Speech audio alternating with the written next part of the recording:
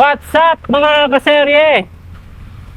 For today's ride natin, pupuntahan natin yung Dupinga River sa may Gabaldon, Nueva Ecija.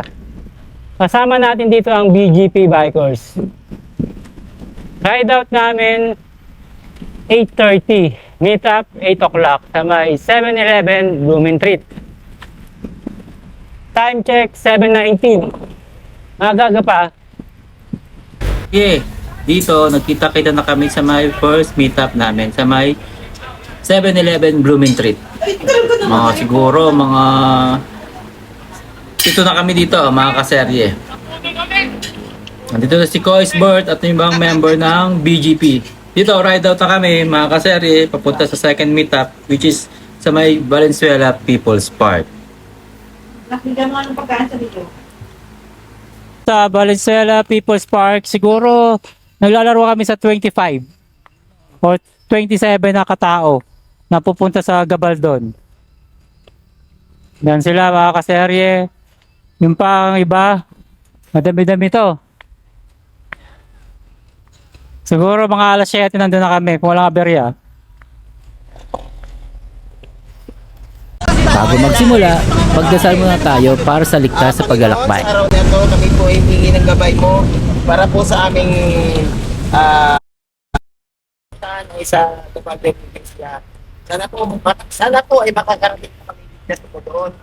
At ganun din po sana sa aming pag-uwi. Bawat isa po sa amin ay kung samahan na ligtas po kami lahat makakauwi sa aming mga tahanan. Maraming salamat po Panginoon Jesus. Amen. Amen. Dito pala mga kaserye, may nakasabay kami na babae. Ang gamit ay Japanese bike pero ang tuloy yung takbo niya. Sinubukan ko siya habulin. Ang takbo niya siguro nasa 35 kilometers per hour. Kaya dito makikita niyo sa speedometer, medyo rumatra tayo. Dahil tumataas na yung speed natin ito, pumapalo ng 25, 30. Ayan, umabot tayo ng mga 40 kilometers dito para maabutan lang siya, pero medyo kinapos tayo. Nag-maintain lang tayo ng 27 to 28 kilometers hanggang maabutan natin si ate. Gamit niya lang pala is Japan bike, pero praktisado si ate. Good job ate, bilis mo. 7-Eleven. Habang hinihintay yung iba, nasa 30 plus yata kami. Dami. Time check. Kami ako sa 2:11. San Miguel, Bulacan. Sa Bulacan pa rin tayo. Oh, Bulacan pa rin. Ito na huling bayan. Oh, ito na huli. Nasa city na kami ng parang proper ng Gapan City.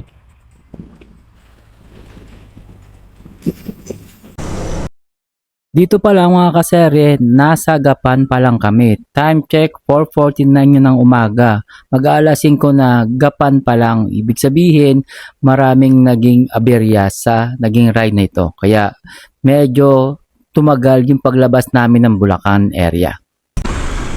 Good morning mga kaserye. Time check, nandito na kami ngayon sa may bypass. Palabas ito is Palayan City na. Malapit-lapit na rin kami. Medyo binilisan na namin yung takbo nung paglabas namin ng Gapan City.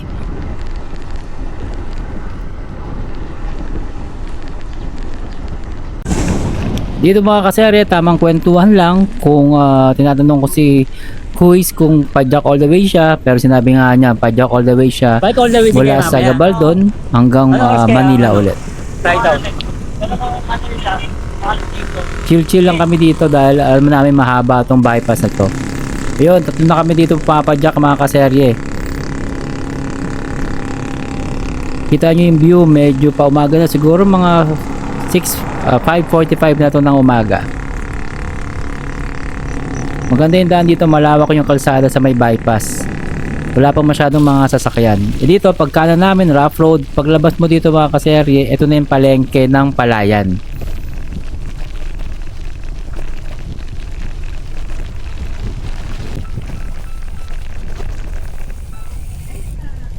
Yan, paglagpas dito mga kaserye, ito na yung palengke ng Palayan. Kaliwa lang, tapos dire-diretso para makalabas dito sa palengke. Pero ang bago yun, inayos muna ni Kuis yung kanyang sapatos dahil nasira, natanggal na yung swelas. Kaya nagkahalap kami dito ng panali. Ito nakakita si Kuis ng panali. Tinawag niya yung inaanak niya. Ay, hindi niya pala inaanak yun. Tito niya pala to. Habang tinatali, kita niyo yun. Ito yung talagang mga discarding bikers eh. Para matuloy-tuloy yung ride, tinali niya yung sapatos niya sa harapan. Para hindi matanggal yung swelas. Ayun, balik na kami dito. Nasa may palayan na kami, mga kaserye. Ito na yung arko ng palayan. Ibig sabihin, konti na lang, gabaldo na kami. Naabutan pa kami ng ulan dito mga kaserye, pero tinuloy-tuloy na lang namin dahil alam namin malapit na. Maahon na lang nga lang tong daan na to. Palayan City na kami, picture muna. Nabaysiyan na. At ito na naghahatay, Bungabon at Dingalan. Kumanan kami papuntang Dingalan dahil dito yung papuntang Gabaldon. Ito na yung Rolling Hills mga kaserye. At ito na yung mga magagandang bundok ng Sierra Madre. Dito medyo umaahon tayo at niratrat tayo ni Kuis. Kaya hindi ko na siya inabol dahil malakas yun mga kaserye. Nakita mo yung dilaw na poste na yun? Yung may K. Yan, yung K na yung kilometer 0 sa Luneta. Ibig sabihin mula dito, 132 na. Tapos sa baba, yung lugar na susunod, Laur. 8 kilometers. Yan. Para kaya naliligaw ka, alam mo kung nasan, layo ka na. Ang hina ako sa ahon. Huwag mo ubusin, mababa pa yan. Oo, ahon to. Huwag mo tayo ng tayuan. Ito sinasabihan ko siya magtira dahil Malayo pa. malayo-layo pa yung ahon Oo, dito. rolling. Rolling Hills pa yun. Karamihan na daan dito. Nasa 4% lang naman. Papuntang Kasi Gabaldon. huwag mo ubusin lakas mo.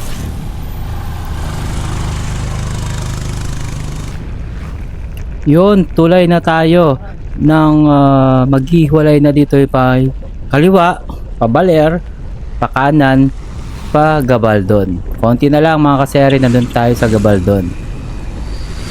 Hindi ko alam kung anong tawag sa tulay na to eh. Pero mahaba-haba yung tulay papuntang Gabaldon. Yan, kita nyo na yung view ng Sierra Madre dito mga kaseri. Medyo mababa yung ilog o yung tubig dun sa kabilang side, sa may right side. Kaya makikita nyo mababa yung ano dyan. Parang walang ulan nga dito sa may Nabaysiya eh. Pero maganda talaga yung lugar dito. Kita-kita nyo na yung Sierra Madre. Yun, tingnan namin yung arko ng Gabaldon. Ibig sabihin, nandito na kami dun sa pinaka... Yun, narating na rin namin yung arko ng Gabaldon. Paglagpas dito mga kaserye, dito na yung pinaka-end ng stop namin para mag-regroup mga kaserye. Dahil naghiwalay-hiwalay kami dito. Lumalabas, touchdown na kami dito. Ang huling namin sa may Dupinga River na. Pahinga muna kami dito mga kaserye. Touchdown! Gabaldon! Yun, ang kagandahan dyan.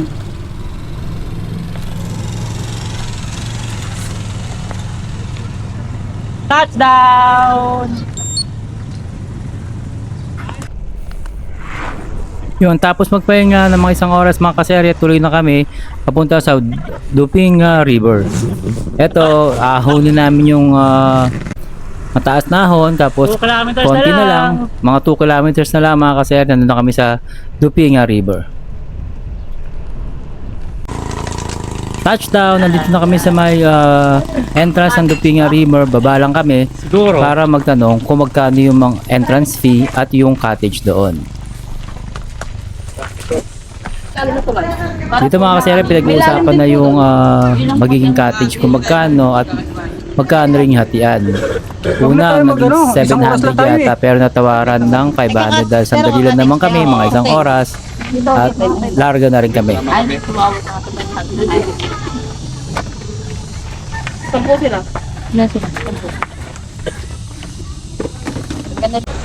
Yun, kung mapapansin nyo mga kaserye, hindi ganun kataas yung tubig ngayon dito sa may Dupinga River. Hindi ko napuntahan yung parang dam na maraming tubig. Sila Koisbert, na videoan nila yon. Siguro puntahan nyo na lang yung page nila para makita. Pero dito maganda pa rin naman yung mga tanawin dito. Malamig yung tubig dito sa may Dupinga River dahil ang napwestuhan namin sa may ilalim ng tulay. Kaya yung naligo kami, natanggal yung kahit pa paano yung init ng katawan. Mas maganda siguro dito kapag nung pumunta ka kinabukasan ng mulan. Medyo madami yun. Siguro mataas yung tubig dito. Ngayon mababa lang yung tubig eh. Siguro hanggang bewang lang yung tubig ngayon dito sa Dupinga River. Yun lang mga kaserye. Kung gusto nyo magpunta dito, almost 153 kilometers lang naman dito mula Malabon hanggang dito sa Dupinga River. Yun mga kaserye, hanggang dito na lang tayo muna. Pinilit kong padyakan to mula Dupinga River hanggang Manila, kaso lang hindi na tayo umabot dahil nasira na yung cleats shoes natin paglabas ng Palayan. Kaya nung nasa Palayan na ako, nag-decide na ako pumunta ng Cabanatuan Terminal Bus para dun sumakay ng Cabanatuan to Camachile, Balintawak at dun tayo bumaba. Nakauwi tayo mga 9 PM na ng gabi.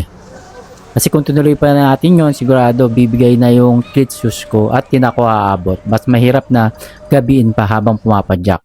Paano mga kaserye? Ingat lagi. Kita kids hanggang sa susunod na ride. Ride safe mga kaserye.